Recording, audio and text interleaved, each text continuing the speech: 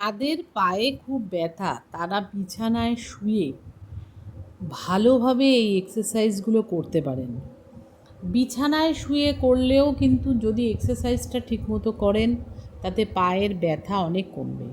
শ্বাস নিতে নিতে পাকে তুলবেন, যতটা পারবেন সোজা রাখবেন পাকে এবং যতটা সম্ভব ওপরের দিকে তুলবেন।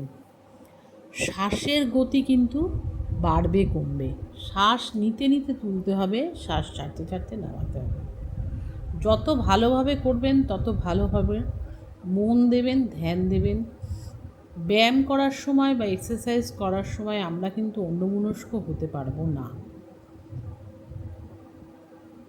দুটো পাকে আমি জোড়া করে তুলছি। এতে আমার তলপেটে অতিরিক্ত মেদ থাকলে সেটি কিন্তু কমে যায় এবং অনেক সমস্যাই দূর হয়। পাকে উঁচু করে সোজা করে বেশ কিছু সময় ধরে রাখতে হবে। এতে পায়ের যে ব্লাড আছে উপর থেকে ধীরে ধীরে নিচের দিকে নামবে। যাদের ভেরিকোজ ভেনের প্রবলেম আছে, অনেকক্ষণ ধরে দাঁড়িয়ে থাকেন, তারা কিন্তু এই ব্যায়ামটি ভীষণ উপকার পাবেন করলে। পা উঁচু করে রাখলে ব্লাড সার্কুলেশন বেশি হয় এবং পা সচল হয়। এবার নাভিও কিছুক্ষণ স্থির হয়ে রাখবেন। এক পাকে ভাঁজ করে বুকের কাছে চেপে ধরে রাখছি। শ্বাসটাকে নেব আর ছাড়ব, নেব আর ছাড়ব। পাতে আমি চাপ দেব। নেক্সট পা, হাতকে ক্লক করে নিয়ে ঠিক হাঁটুর এখানে চাপ দেবেন, তাতে উপকার বেশি পাবেন। পা ভাঁজ হবে, অনেক রকম ব্যথা কমে যাবে। 2 থেকে 3 বার, 4 থেকে 5 বার এগুলো করতে পারেন। কোনো রকম সাইড এফেক্ট হবে না আপনি যদি শুয়ে করেন। হাঁটুর ব্যথা, পায়ের ব্যথা, পায়ের যে কোনো সমস্যায় এই আসনগুলো ভীষণ উপকারী, ভীষণ উপকারী, ভীষণ উপকারী। তবে আপনাকে রীতিমতো রোজ করতে হবে। বিছানায় শুয়ে আরামদায়ক অবস্থায়ও আপনি করতে পারেন, তাতে আপনার কোনো প্রবলেম হবে না। দুটো পাকে একসঙ্গে করুন আর শ্বাসের ওপর ধ্যান রাখুন। একটা আসন করার পর পা ছড়িয়ে পাকে রেস্ট করবেন। পাকে দেখুন আমি কতটা ভাঁজ করে নিয়ে আসছি। এতে কিন্তু ভীষণ উপকার হবে। আমাদের জঙ্ঘা পোর্শনে যে মাসেল আছে তা শক্ত হয়ে থাকলে ঢিলে ঢিলে হয়ে যাবে এবং পট করে বসা ওঠা করতে কিন্তু খুব সুবিধে হবে, বসতে উঠতে সুবিধে হবে। পাকে ভাঁজ করে নিলাম। ধীরে ধীরে শ্বাস নিচ্ছি, ছাড়ছি। পেট আমার ওঠানামা করছে।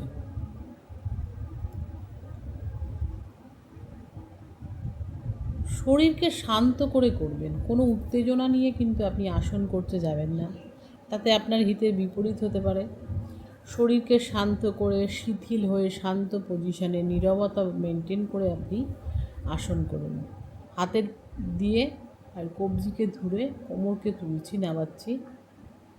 ধীরে ধীরে করুন। প্রথমেই আপনাকে তাড়াতাড়ি করতে হবে না, কিন্তু ভীষণ উপকার এইটি কোমরের জন্য, সেই সঙ্গে কোমরকে ফ্লেক্সিবল করার জন্য, পায়ে যাদের সাইটিকার ব্যথা আছে তাদের জন্য, কোমরকে ওপর নিচ করা বা ওঠা বসায় যাদের প্রবলেম হয়, পা ভারী হয়ে আসে, পায়ের তলায় ব্যথা, তারা সকলেই এই আসনটি করতে পারেন। তারপরে দুটো হাতকে দুপাশে ছড়িয়ে দিলাম। শ্বাস নিতে নিতে একবার বাঁ দিক, মাথা তখন ডান দিকে, আবার মাথা যখন ডান দিকে আসবে পা তখন বাঁ দিকে যাবে। এইভাবে ধীরে ধীরে করতে হবে। তাড়াহুড়ো করার দরকার নেই। খুব ধীরে ধীরে আপনি যদি করেন সব আসন আপনি করতে পারবেন এবং তার ফল আপনি 1 সপ্তাহের মধ্যেই পাবেন। আমার ভিডিওটি দেখে চালিয়ে রেখে সেই অবস্থায় করতে পারেন, উপকার পাবেন, কোনো রকম প্রবলেম হবে না এবং আপনার ব্যথা কোনোভাবেই বাড়বে না। করুন এবং এই পায়ের জন্য উপকারের ফল পান। পায়ের এক্সারসাইজ শুধু পা তো না, পেট, হজম শক্তি, সমস্ত অর্গ্যানকে অ্যাক্টিভ করতে খুব কাজে লাগে। যেহেতু পায়ের এক্সারসাইজ আমাদের করতে হবে দাঁড়িয়ে, বসে এবং শুয়ে। আজকের এক্সারসাইজগুলো সবগুলোই শুয়ে। ট্রাই করুন, করে জানান।